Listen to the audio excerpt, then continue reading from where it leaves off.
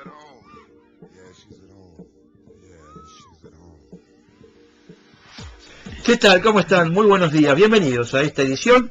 Bueno, en lo personal, el reencuentro después de algunos días de ausencia, gracias a Daniel, a Griselda y a Sergio que estuvieron ayer, el lunes lo estuvimos, en general. Así que bueno, retomando la tarea. Vamos a saludar a Fabián Ensobarda, profesor de Historia, porque hay una fecha con unos cuantos recordatorios, ¿no? Básicamente la idea es charlar sobre los 100 años de la llegada al poder del primer gobierno de Hipólito Yrigoyen. Se está hablando mucho de Yrigoyen por estas horas. Vamos a hacer una referencia breve al 12 de octubre y también a Ilia, porque hoy a nivel local se va a imponer el nombre de Ilia a uno de los ingleses, a Dorrego. ¿Cómo te va, Fabián? Buen día. Buen día, ¿qué tal, Pablo? Bien. Bueno, está pasando un poco ahora con Yrigoyen como con Perón, ¿no? A ver quién es más irigoyenista que otros, ¿no? Claro. Es un 12 de octubre raro porque después de mucho tiempo no vamos a hablar de Colón, ¿no? Es cierto. Si no se está hablando de una fecha muy importante, muy significativa. Creo que en referencia a comparaciones, sobre todo con el bicentenario de la independencia argentina, creo que el centenario de la asunción del primer gobierno elegido democráticamente en la Argentina tiene tanto valor como la independencia. Y además el gobierno que hizo, ¿no? Sí, sí.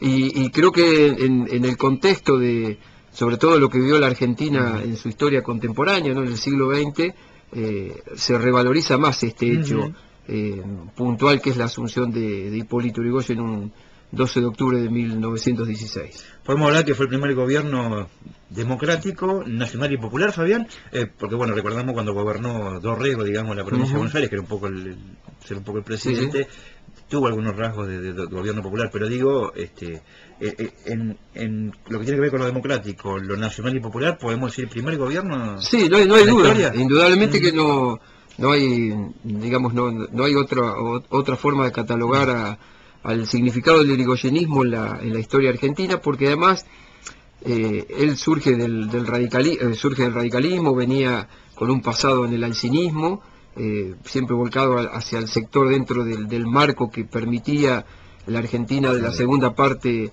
del siglo XIX, lo más democrático y sobre todo popular.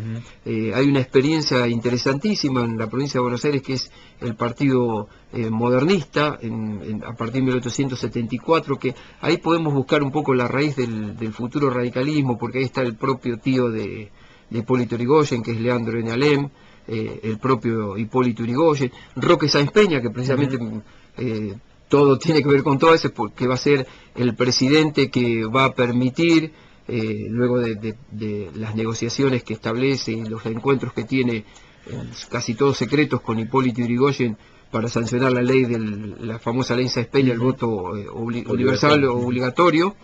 Es decir, que hay una raíz que viene que se emparenta con el federalismo, y eso creo que es un poco esa ensalada, digo, le va dando una definición a lo que va a ser el futuro radicalismo, que el que termina de definirlo es el propio Hipólito Yrigoyen en su ideario, ¿no? Y sobre todo en su acción de gobierno. Bueno, combatido por los sectores más conservadores, ¿no?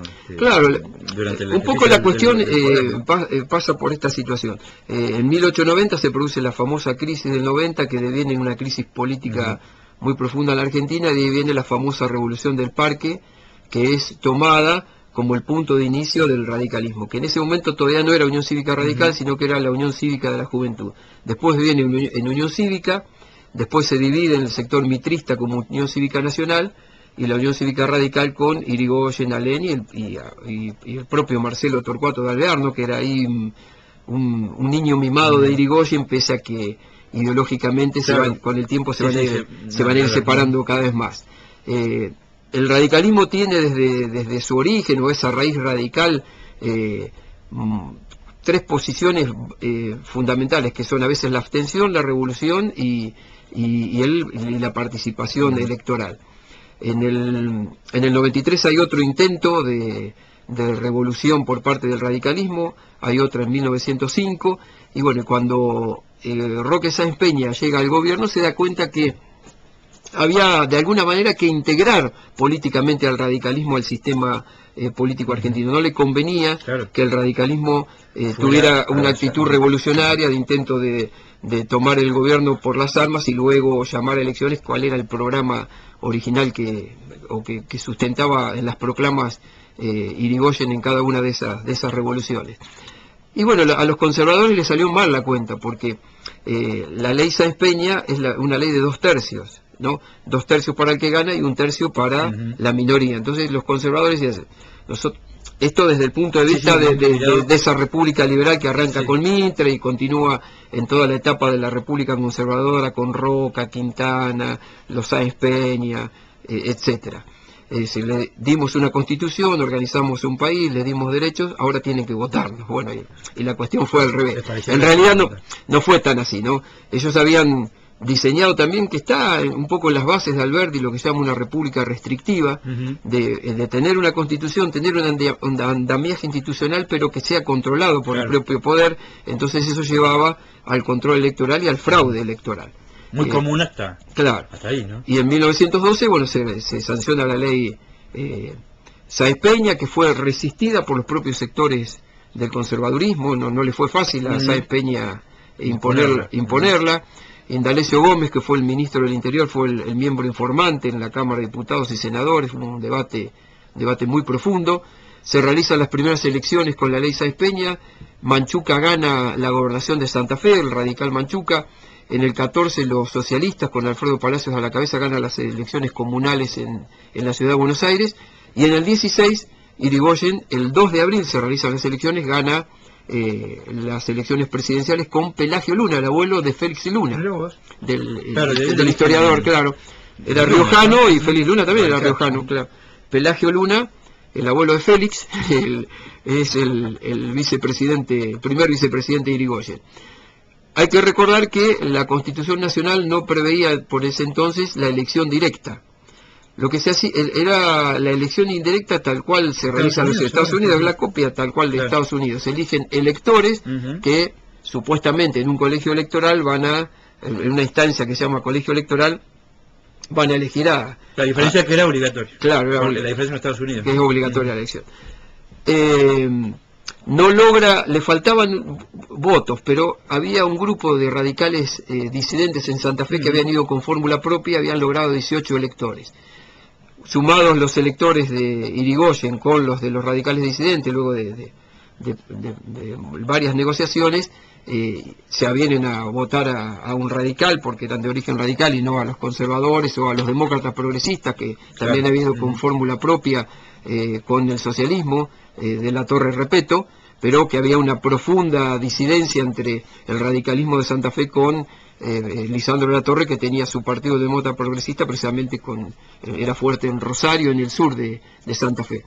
Y ahí logra llegar a los 151 electores y es consagrado presidente de la Nación. Asume un 12 de octubre de 1916. Para muchos es el primer acto popular masivo en la Argentina. Irigoyen se trasladaba desde la casa de gobierno, desde el Congreso a la casa de gobierno, en un carruaje tirado por caballos. La multitud desengancha a los caballos y los llevan a pulso, a mano, los llevan hasta... eso es una de los hechos más anecdóticos pero notables, y también que da un poco el perfil del significado de Irigoyen en el 16 y del radicalismo puntualmente en el 16, ¿no? Es el ascenso de las clases medias a la participación política.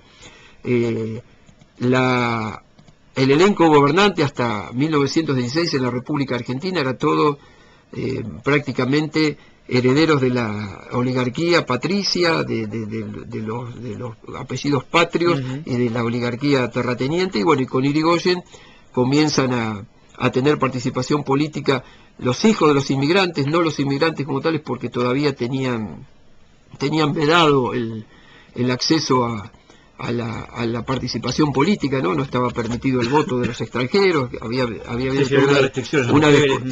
una discusión muy profunda en el siglo XIX que se emparenta un poco también con el 12 de octubre de 1492, no, sino la celebración del 12 de octubre.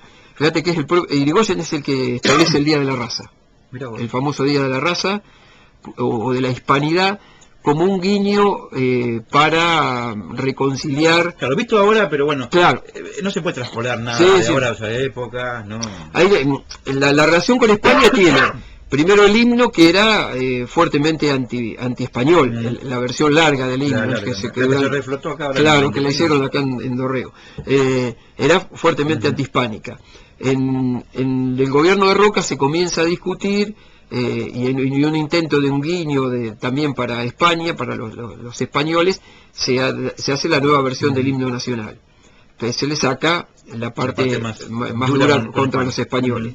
En medio de una discusión política por el derecho a la participación política de los extranjeros, que precisamente tiene que ver algo con Dorrego, porque José Urdapilleta, ¿no?, que para muchos en algún momento era el fundador de Dorrego, no, era el dueño de las tierras, él hizo su negocio, era nacido en Paraguay, de fuertes vínculos políticos con el roquismo, y José Urdapilleta es elegido diputado nacional y no puede acceder a la banca. Su diploma es cuestionado, ¿no? La Comisión de Poderes, cuando se reúne, cuestiona el diploma de José Urdapilleta, precisamente porque era paraguayo. En medio de toda esa discusión, en la cual deviene, entre otras cosas, con la nueva versión del himno nacional. Después Alvear, otro radical, intenta hacer otra nueva versión del himno, que es abucheada en 1922, y se vuelve a la desnaola, que es la que se hace durante el gobierno. Bueno, ¿cómo fue el primer gobierno? ¿Sabían así sintéticamente? ¿Cuáles fueron las medidas más revolucionarias, entre comillas? Si se puede Bueno, usar el término revolucionario, ¿no? Irigoyen tiene claros oscuros, porque es el primer presidente que recibe a los trabajadores, sí, la Semana Trágica, pero también tiene dos episodios muy violentos de represión, que son la Semana Trágica, por la huelga metalúrgica de los talleres de Bacena, en la capital federal, y los episodios de la denominada Patagonia Trágica, ¿no? Claro, que después fueron, después fue llevado al cine, en la Patagonia Rebelde, con la actuación de Luis Brandoni, entre otros, ¿no? En el papel, sí, como extra, sí. Canta la canción. Sí, sí, están entre los extras. Sí, una breve. Pero es el único presidente que comienza a buscar una reconciliación entre el capital y el trabajo. Se reflotan viejas leyes socialistas y algunas de los radicales que habían presentado en su paso parlamentario, defendiendo el derecho del trabajo, y sobre todo, ya más en su segundo gobierno, el tema de la política petrolera, ¿no? La creación de YPF, que es un proyecto de Irigoyen que se concreta en el gobierno de Alvear, que pese a las diferencias ideológicas, en eso, cómo se mantiene cierta estructura y cierta continuidad en algunos aspectos. Algo que se perdió. Claro, que se perdió totalmente, sí. Ahora... Se pierde totalmente. Y el proyecto, obviamente, de la nacionalización del petróleo. Por aquel entonces, un muy joven Arturo Frondizi, que después en los años 50 escribe 2 libros, Petróleo y Nación, y Nación y Petróleo, y Política y Petróleo, en uno defendiendo la política irigoyenista, y él dice que el golpe de Estado del 6 de septiembre de 1930 tiene olor a petróleo. Después en el otro libro contradice todo, ¿no? Pero no, es claro, decir, Che Guevara, pero en realidad no está desacertada la idea de Frondizi de catalogar a ese golpe de Estado del 6 de septiembre de 1930 como un golpe con la petrolera, además de otras situaciones. Que también ahí fue el primer gobierno, como decíamos hoy, por llamarlo de alguna manera, democrático, nacional y popular, y fue el primer presidente elegido por el voto popular, derrocado además, ¿no? Claro, porque además... el primer golpe fue ahí, ¿no? A ver, en la Argentina se habla mucho hoy de la grieta. Yo lo he dicho muchas veces, y en esta misma mesa, ¿no?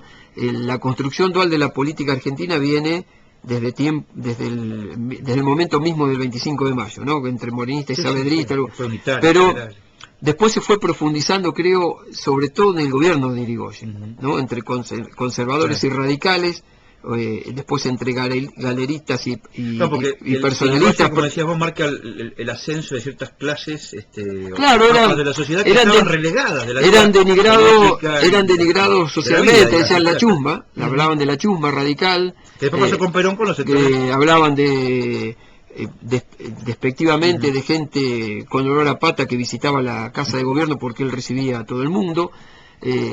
Hay un episodio también que lo cuenta Manuel Gálvez, que fue uno de los que rezó la biografía creo más importante sobre la vida de Hipólito Yrigoyen, que los propios conservadores cuando entran a la casa de Yrigoyen, después que lo derrocan, entran a la casa. Él vivía humildemente en una casa modesta, ¿no? En la calle de Brasil, en Buenos Aires, y cuando entran, dice, empiezan a mirar para todos lados, dice, y así vivía un presidente, claro, la modestia absoluta, ¿no? Igual le destruyen la casa, no le dejan absolutamente como nada. muchos otros revalorizados mucho tiempo después, quizás, ¿no? Es decir, no se va bien. No, porque es el primer presidente... Además de golpe después, digamos... Él que no va preso. Claro, por eso que se lo reivindicara después. Claro, incluso, él lo llevan a la isla Martín García, el primer presidente que va a la isla Martín García. A la isla Martín García le dicen YPF, porque estuvo Yrigoyen, Perón y Frondizi presos ahí. Yrigoyen es el primero expresidente que llevan preso a la isla Martín García. Y ahí le escribe un largo memorial, que es una especie de alegato de su gobierno, donde defiende su gobierno. Y el 1 de julio de 1933 fallece. Claro. Murió claro, con aquella famosa frase, ¿no? Rodeen a Marcelo, que era por Marcelo Torcuato Alvear. Claro. Fabián, bueno, no hay tantas diferencias entre lo que fue Perón y Yrigoyen, ¿no? En algunas cosas. No, es decir, comparando las épocas y viendo en la manera de sobre todo el rol del Estado en la economía, el rol del Estado en la economía, la dinamización de los sectores que en ese momento buscaban su lugar bajo el sol, llámese la clase media durante el gobierno de Yrigoyen, y algunos rasgos de política obrera en cuanto a la conciliación del capital y el trabajo, y algunas reivindicaciones que se logran durante los gobiernos radicales, porque también hay leyes, debemos también darle la derecha a Marcelo Torcuato Alvear. Durante el gobierno de Alvear hay algunas leyes de defensa de los derechos de los trabajadores, y obviamente la década del 40 de Perón, ya con la inserción plena de los trabajadores en la vida política argentina. Bien. ¿Qué pensás ahora de esto, de los actos, de que los peronistas homenajeen a Yrigoyen, o los radicales más cercanos al kirchnerismo? Vidal va a homenajear a Perón ahora, ¿no? Yo creo que no está mal. Siempre se reivindica la famosa frase de Balbín, ¿no? Sí, cuando muere Perón, y ahora hacen tanto escándalo porque se lo homenajea de otro partido, ¿no? Además me parece que ya hay... Antonio Cafiero me dijo, cuando murió Alfonsín y habló en la Recoleta, dice, les quiero decir a los correligionarios radicales que ya Alfonsín no les pertenece. Y creo que Yrigoyen ya no le pertenece al radicalismo, como Perón no le pertenece al peronismo, y la historia irá leyendo y releyendo a lo largo del tiempo quiénes van a trascender más allá de sus propios partidos, porque además si gobernaron, intentaron gobernar para todos. Después podemos discutir si sus políticas afectaron los sectores sociales que reivindicaron, que afectaron, que beneficiaron a cada uno en su momento, pero en realidad hay una muy mala lectura de la Argentina contemporánea, sumado también a una muy mala lectura de la Argentina del siglo XIX. ¿Por qué que eran Moreno, Saavedra, Belgrano y San Martín? Eran hombres de acción política también, ¿no? Está bien en un contexto determinado, en la lucha, pero también hay que ver por qué se va a la guerra de la independencia. Si no es tan fácil colgarle a uno el San Benito de Prócer. Si alguien lo que reivindica a Moreno por otras cosas que uno lo puede reivindicar, leyera lo que escribía Moreno, ¿qué diría de Moreno, no? Si lo leen, lo interpretan bien, ¿no? El mismo Belgrano, unas cosas. Sí. A ver, esto que se entienda bien, nadie le va a quitar el rol que, por lo menos desde mi punto de vista, Belgrano es el número uno, después seguido por San Martín, pero también tenemos que ver que eran hombres de acción política, que en ese momento también ellos metieron los pies en el barro, ¿no? Hay una famosa frase de Antonio B. Justo, el fundador del Partido Socialista Argentino, que dice: cuando entramos a la política tiramos la honra a los perros. Y no significa con eso que el político vaya a ser corrupto, vaya a hacer cosas deshonestas, simplemente que hay una situación que se genera alrededor de descalificación, a veces no por la ideología, sino por el famoso maniqueísmo, ¿no? Sí. Volviendo al 6 de septiembre de 1930, el Ernesto Sábato pleno que conocimos nosotros de los años 60 y 70 dijo en algún momento que el 6 de septiembre de 1930 se inauguraba en la Argentina esa sociedad maniquea y dividida que tenemos, y no está para nada equivocado, ¿no? Todavía los coletazos del autoritarismo están muy presentes en la Argentina, y sobre todo en estos días, ¿no? que están reflotándose algunas situaciones que parecían totalmente olvidadas, no olvidadas, sino desterradas, olvidadas no, sino desterradas, que están muy a flor de piel en nuestro país. Fabián, como siempre, un placer, un lujo. No, gracias a vos, Pablo. A 100 años del comienzo de la asunción del Irigoyen, hablamos con el profesor de Historia Fabián Enzo Barja.